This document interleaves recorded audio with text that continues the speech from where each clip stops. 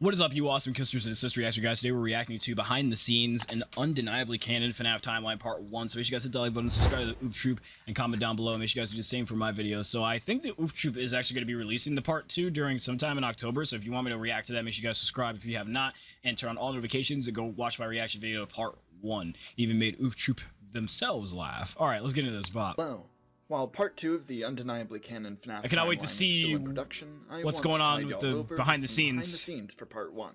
If you're not already aware, this series is a full remake of a video I made in 2021 called An Objective and True FNaF Timeline. If you're confused, the titles are intentionally impossible claims. The original video was actually made for my digital media class in high school, as I wanted to make an ambitious project making use of different ways to visualize the script. Alongside that, I thought it'd be fun to make a FNaF timeline that almost sounds convincing, but had glaringly obvious plot points that were completely made up, while the narration plays everything straight. Why is the bear just staring at me? I'm very proud of that video, but I knew I could do better with that idea.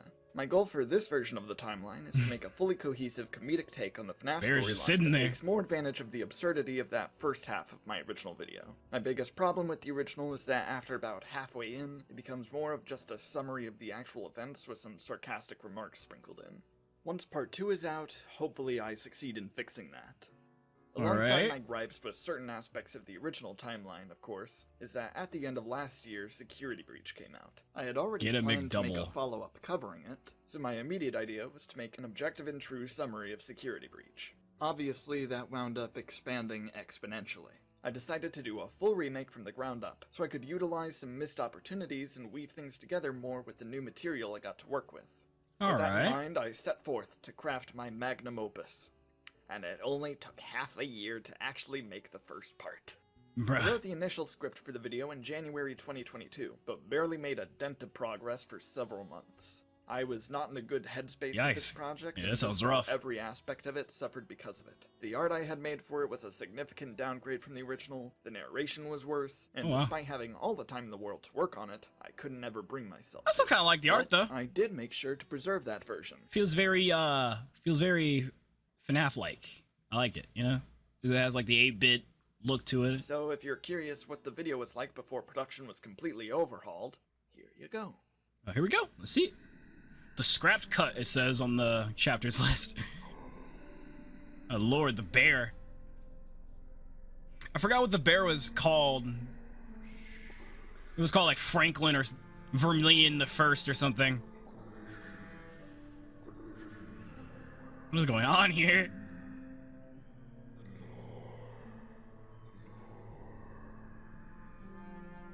Oh gosh. I see everything.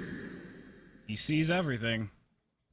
The year was 1983. January, to be exact. Local nobodies Henry, Emily, and William Afton were walking down the streets of Hurricane, Utah, when suddenly they noticed that not once in their life have they ever caught a glimpse of a yellow grizzly bear. It was then their fates were sealed, and they knew that they must fulfill their destiny.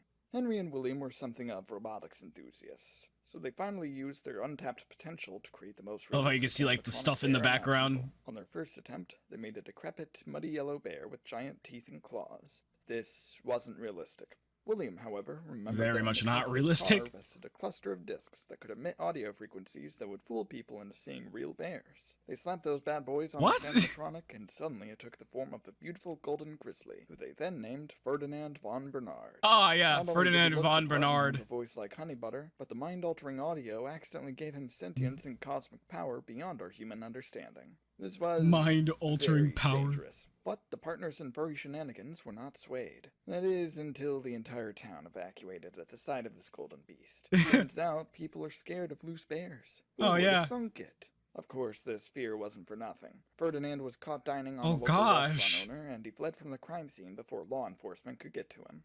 William and Henry realized they had been a slight bit overzealous. I love how the purple guy looks here. The thing is, literally nobody knew or cared who they were, so they got away with this scot-free. Later that month, they designed an animatronic simply based on Ferdinand's likeness. This character was quite a downgrade, being both simpler and stupider. This didn't matter to the duo, though, as they loved their creation. And with that, Fredbear was born. At first, they had nowhere to actually put him, so they opted for the dump. The head-biting bear. Diamond in the rough. Amazingly, this attempt at entertainment was amusing enough to the citizens of Hurricane that they gave William and Henry $10, and it was enough to afford $10 a vacated diner space. Fredbear was going to be a star. As you can see, yeah, that's a fraction of what was supposed to exist. It wasn't until I met Hydated in June 2022 that things completely changed.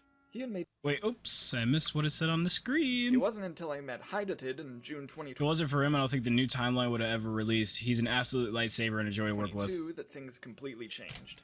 What a goat! Some artwork What a goat! inspired by the style of an objective and true FNAF timeline, and I was so Whoa, taken dude, aback no by way. how good it was, I immediately asked him if he would be willing Remnant, to help yeah. with the project. After that point, production completely changed, and our creative juices were flowing perfectly. First image he together. made was that. While Hydated worked on most of the visuals, I was able to Oh, edit wow. the video and animate what he sent me What the heck? every day for all of June. Did I just see? I don't remember if that was actually in the OG, but you can see behind my camera that there's a Chuck E. Cheese in a Pop Goes Weasel. And I remember that was in the OG video. Basically every day for all Forgot. of June and July.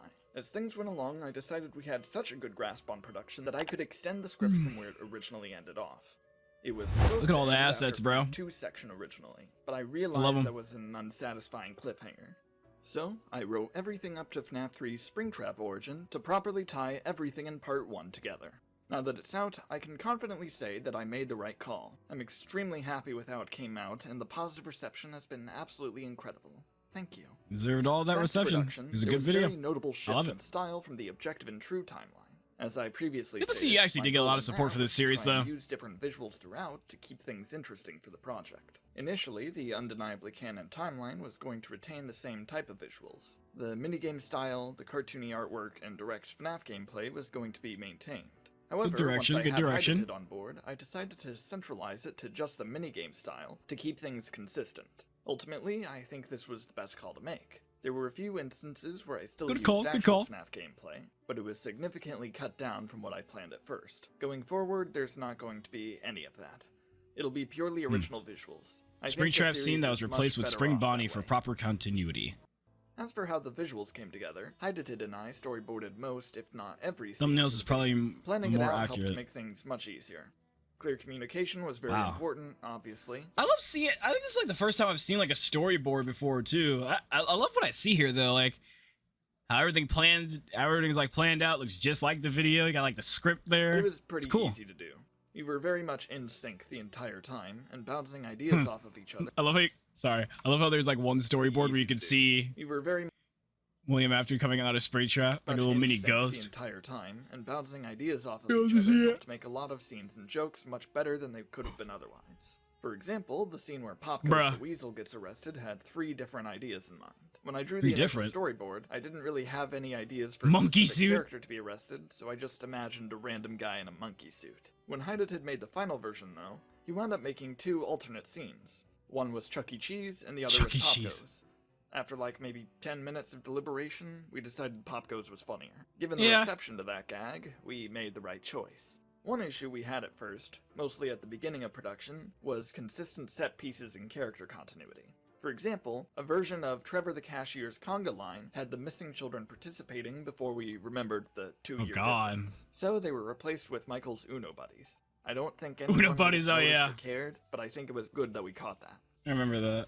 Another continuity Yeah, problem it's we good had that at they caught first was that the too. classic animatronics and the 1985 animatronics. Hydated had drawn the scene of Henry and William looking at the animatronics, but they were of their FNAF 1 counterparts. We didn't want to scrap the drawing, so we just repurposed it for the FNAF 1 section, and then edited it to have the proper 1985 designs for the intended scene as well. Oh, he also had a habit of accidentally making William purple in the scenes before Casty kicks the pink out of him.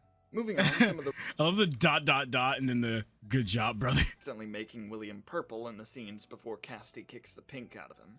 Moving on, some of the running gags in this video tended to start from me just wanting to explain some oddly specific thing. The most notable of this was William's hatred of Foxy. That entire gag started just because I wanted to make fun of Funtime Foxy for being the lamest of that set of characters. So I wound up just deciding that Yeah. William really hated the normal Foxy. I mean, and wanted he to ain't make him wrong. so unappealing, nobody would care about him. I feel like Baby's Then more came interesting figuring 'cause she's out why he scarier. hated Foxy. So I decided that Foxy was just a ratings trap in the Fredbear and Friends cartoon. There's probably some more detail I'm forgetting at the moment, but that's the gist of it. My favorite running gag, though, is Trevor's Alright, we're back. Let's go. manga line. That entire idea stemmed just from Shadow Freddy making the animatronics follow him in FNAF 3. So I just made it a core trait of his character that he liked doing that and set it up near the beginning so people could have a funny payoff at the end.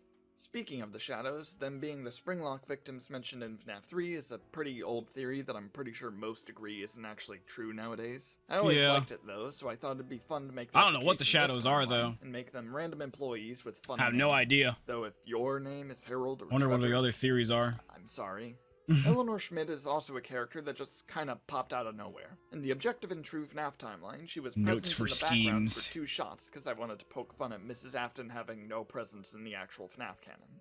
However, now that Security Breach is out, there's a little table of staff bots that's probably meant to resemble the Afton family, and the one used to represent Mrs. Afton looks, well, yeah. Whether or not this is supposed to confirm Mrs. Afton being Ballora in the actual story isn't really clear, and it's not a very solid theory to begin with, but I decided this was good enough to justify making her Ballora in my timeline. Mostly because I thought she'd be a really funny character. Not to spoil part 2 or anything, but she's probably my favorite character in it. As for coming up with her name, though, making her last name Schmidt was a pretty easy way to justify Michael's name being Mike Schmidt in FNAF 1. As for her first name, I just decided to name her Eleanor to mess with fans of the Fazbear Frights books. Or maybe it's Steve Lore. Who could say, really? Speaking of Fazbear Frights, Andrew's here. He's Golden Freddy in those books, and there's an actual theory that the stories and epilogues with him in it are canon to the games. I'm not too familiar with the books as I haven't read all of them myself, but that theory explains some weird things like Midnight Motorist, I'll get back to that later, and the idea of a random 7th child being thrown into the mix well after FNAF 6 is funny and believable enough to me that I wanted to throw him in there like he's just the death stare. Not to mention that the bite victim refused to let me make him part of Golden Freddy. He said he has better things to do. I don't want to say too much about him, but if you're familiar with the original timeline I made, you'll know I robbed him of a name. The joke in the original was just having 2 plot-relevant kids named Cassidy, because I remember a debate going on about whether Cassidy was his name or the 5th victim of the missing children's incident. That joke never really landed, though, because by the time the video actually came out, FNAF people 4 had moved footage past that and started calling him Evan, and then I introduced the other Cassidy so late into it that anyone that would have been mad about that had stopped watching by that point. So, I wanted to fix that problem this time. So I named him Nothing, as it should stay. Cassidy, I also wanted to give some more focus, but be patient, it's not her time yet.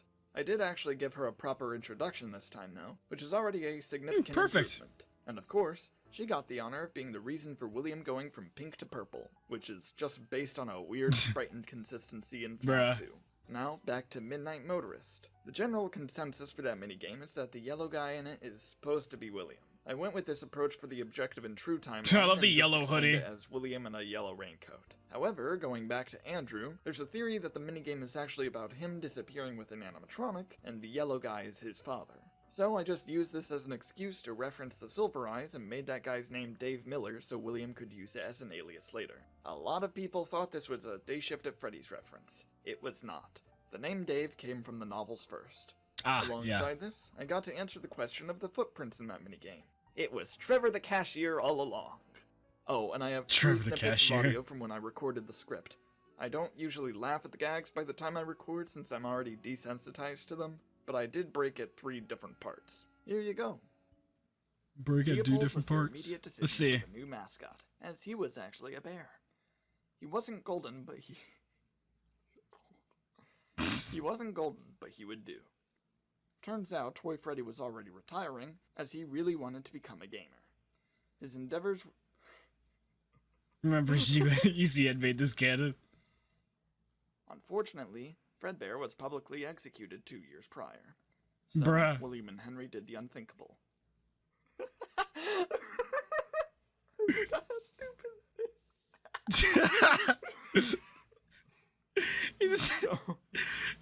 bro, this is crazy. The last thing I'll talk about is everyone's favorite golden grizzly bear, Ferdinand von Bernard. Or second favorite, if you prefer the real Fredbear. I'm more of an audio disc enthusiast, but you Springlock fans are valid too. Ferdinand was originally supposed to be a one-off gag in the Objective and True FNAF timeline before I got so fond of him I brought him back for the ending of that video. So, when it came time for this remake, I wanted to give him a I'd like lot to see more Scott and spotlight Steve. just because I like him a lot. His role in part 1 is basically just a slightly expanded version of his role in the entirety of the original. I won't elaborate on his greater purpose yet, but I will show Greater different purpose? PNGs of him that I photoshopped together. It's amazing what stock images of bears you can find on Google Images. It wasn't particularly necessary, but I remade the first image of him I used in the original timeline, so he actually had Fredbear's hat instead of a poorly done hue shift of Freddy's. Then I just went forward with a bunch of different photos that might be useful whenever I need to use it. His name is also just supposed to be an overly fancy spin on Fredbear, if that wasn't clear. Yeah. I just thought it was funny. Ferdinand If you have von any further Bernard. questions about this behind the scenes stuff, feel free to shoot questions in the comments and I'll probably answer them. For now though, I think I've gone about as in-depth as I can without spoiling my plans for the future parts. Part 2 will probably take longer than I initially expected, mostly because the visuals are a lot more complicated and our pace is more reasonable this time than Part 1. That's We're good. not rushing, don't worry. But do be patient. This takes time, and the only work done for Part 2 before Part 1 release was general planning of how things are supposed to play. The rest of these notes were As of now, spoilers. the Jokes script and is ideas fully to put in complete, later and parts. we've gotten a decent amount of visuals done. It will be about the same length as Part 1, so there's still At least a lot to do. right I by think a frame. November Minigame release might be the most style scene. likely, but we'll see how Ooh. that goes. But hey, as a reward for watching this, here's a little teaser for Part 2. Ooh, okay, let's see it, let's see it, let's see it. Dummy, I bet you can't help us escape. The voice acting goes crazy. The vine boom, you gotta love it. Wait, we're going. There's more? Oh, okay. Sorry, I just gotta look at the vine boom again. Hey, dummy, I bet you can't help us escape. Like, I hope that sound effect stays. I really do. Anyway, guys, so yeah, that was